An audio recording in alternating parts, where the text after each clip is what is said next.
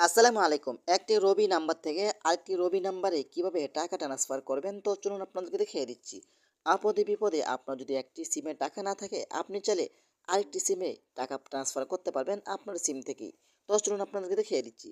এই কাজটি করার জন্য ফার্স্ট অফ অল আপনি চলে আসবেন আপনার রবি অ্যাপসে। ওকে, রবি অ্যাপসে আসার পরে কিন্তু আপনি একটু সাইটে আসবেন, আসার পরে কিন্তু এখানে পেয়ে যাবেন আপনি ব্যালেন্স ট্রান্সফার। ওকে, এখানে আপনি ক্লিক করবেন। এখানে ক্লিক করার পরে দেখতে পাবেন এখানে মোবাইল নাম্বার, যেই নাম্বারে আপনি টাকা পাঠাবেন সেই নাম্বারটা এখানে উঠিয়ে দিবেন। ওকে, তো আমি এখানে নাম্বারটি উঠিয়ে দিচ্ছি। তারপর দেখতে পাচ্ছেন এখানে টাকা দেখাচ্ছে, আপনি 10 টাকা পাঠান, যত টাকা পাঠান না কেন এখানে 3 টাকা বেড কাটবে, ঠিক আছে। তো আমি নিচ থেকে দেখতে পাচ্ছেন এখানে ব্যালেন্স ট্রান্সফার, এখানে ক্লিক করব।